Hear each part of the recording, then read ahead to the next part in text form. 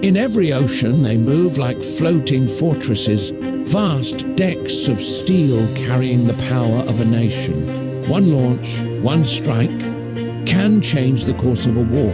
Yet this supremacy began humbly, with wooden decks, fragile biplanes, and a handful of dreamers who believed the sea itself could become a runway. This is the history of the aircraft carrier.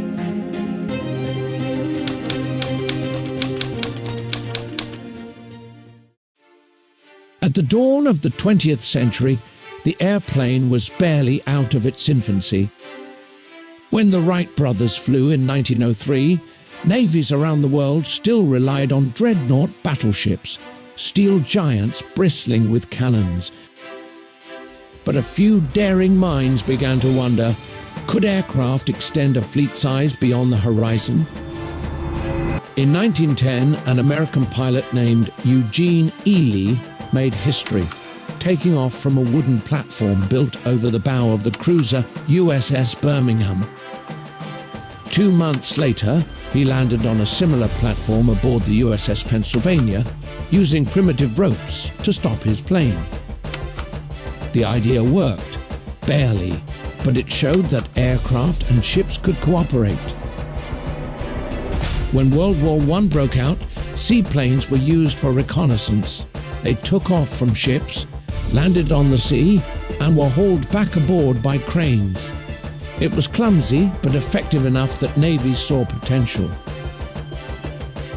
The British Royal Navy took the next leap. In 1918, they launched HMS Argus, the world's first true aircraft carrier with a full-length flat deck. It could take off and land fixed-wing aircraft directly from its surface. This was the moment the aircraft carrier was born. The end of World War I left the world's navies in flux. Battleships were still the pride of every fleet, symbols of national might. But aircraft technology was improving fast. The 1920s and 30s became an era of experimentation. Britain converted more ships that refined the carrier concept, like the HMS Furious, HMS Courageous, and HMS Glorious. The United States built USS Langley in 1922, converted from a collier ship. Japan, too, saw the promise of naval aviation, commissioning Hosho, which was the first carrier built from the keel up for aircraft.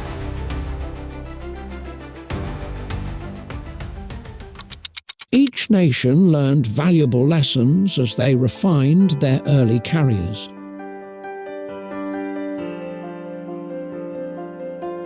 These were years of trial and error, of hard landings, broken wings, and daring innovation. The first challenge was getting aircraft airborne. As planes grew heavier, navies developed catapults, evolving from crude slings to hydraulic systems that could launch a fighter into the air in seconds. Landing was even harder. To stop safely on a rolling deck, engineers created arresting wires, steel cables that caught a plane's tailhook and brought it to a halt almost instantly. Below the deck, elevators carried aircraft between the hangar and flight deck, allowing crews to refuel, rearm, and repair planes while others launched above. By the late 1930s, a few naval strategists began to realize something profound. In the right circumstances, aircraft could sink even the most powerful battleship. But most admirals still saw carriers as scouts or support vessels, not the main weapon. That belief would be shattered soon enough. When war erupted again in 1939, carriers were still a relatively new experiment, but within just a few years, they would completely dominate naval warfare. The first great demonstration came from Japan.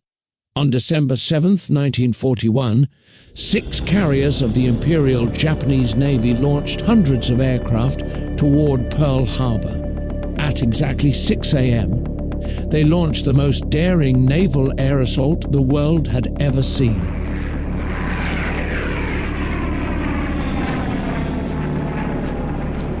Minutes later, Japanese bombers and torpedo planes roared across the sky toward Pearl Harbor.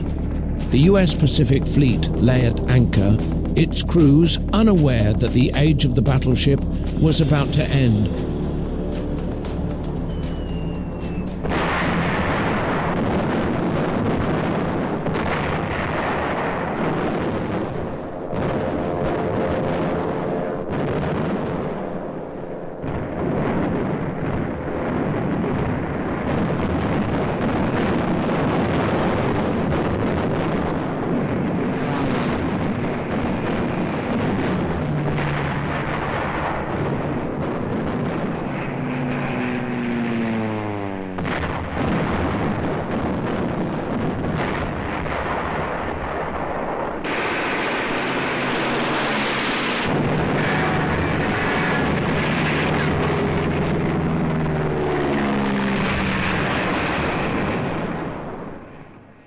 The attack was devastating. In less than 2 hours, 4 battleships were sunk, 4 more damaged, and over 2,400 Americans were killed. The mighty USS Arizona exploded and sank within minutes, becoming a tomb for over 1,000 sailors. For the first time in history, a fleet had launched a large-scale attack entirely by air, from ships hundreds of miles away. Not a single Japanese vessel entered visual range of Hawaii, yet their planes struck with precision and power once thought impossible. In a single morning, Pearl Harbor didn't just pull America into World War II, it rewrote the playbook of naval warfare forever. In the months that followed, a series of carrier battles unfolded across the Pacific, unprecedented in history. Fleets fought each other without ever coming within sight. At the Battle of the Coral Sea in May 1942, American and Japanese carrier groups exchanged blows through their aircraft, alone. Just 1 month later, at Midway, 4 Japanese carriers were sunk in a single day, turning the tide of the Pacific War.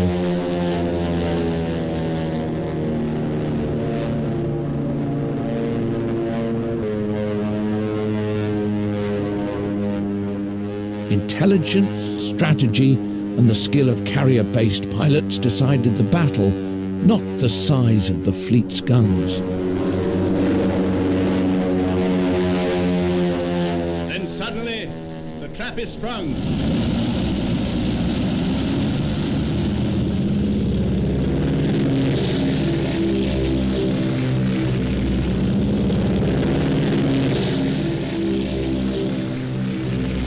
Navy planes roared from the decks of our carriers, Army bombers, Marines, thundered destruction over a 300-mile battle area.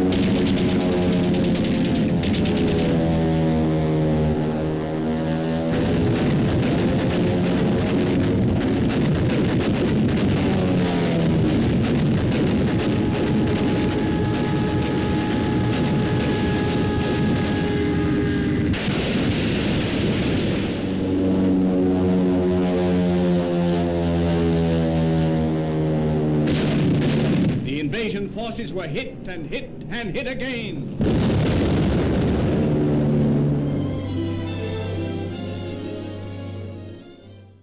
carriers also played a crucial role in Europe. The British used them to hunt submarines and provide air cover for convoys in the Atlantic and Arctic. Escort carriers, smaller and cheaper, became essential lifelines for Allied shipping. By 1945, aircraft carriers had become the most powerful tools of naval warfare the world had ever seen. When the war ended, the world entered a new era of tension, and technology raced forward. Jets replaced propeller aircraft, demanding faster takeoffs and landings.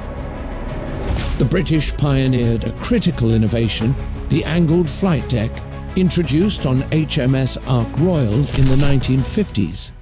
This allowed jets to land diagonally, freeing part of the deck for takeoffs and preventing disaster if a landing went wrong. New catapult systems, now steam-powered, could launch heavier, faster planes.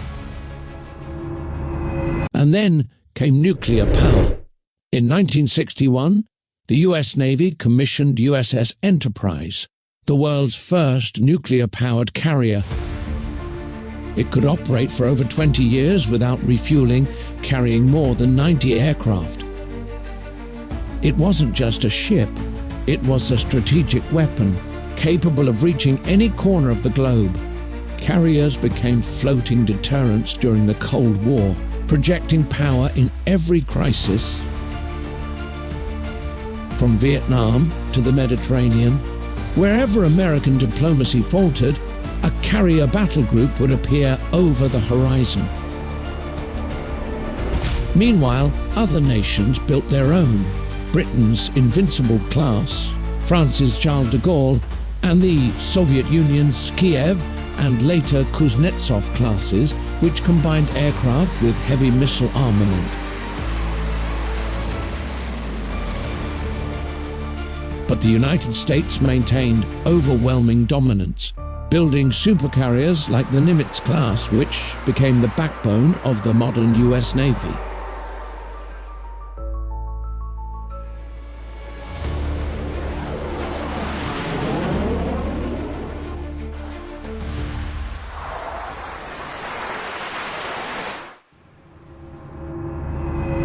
Today, aircraft carriers are more than war machines. They're symbols of national ambition. A single modern carrier strike group is a floating ecosystem.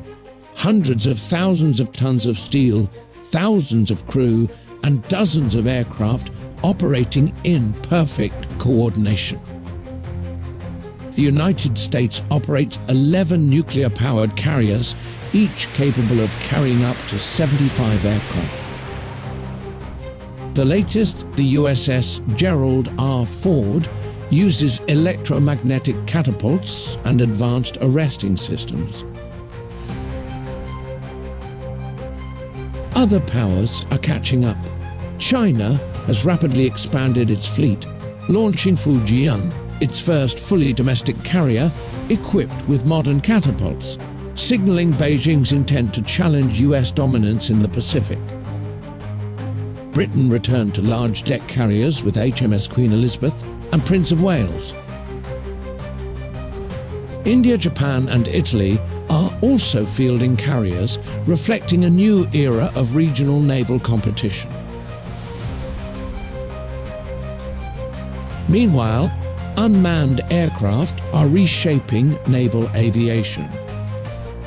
Drones, like the US Navy's MQ-25 Stingray, will soon extend the range of carrier air wings, while new stealth aircraft promise to keep carriers relevant in contested airspace.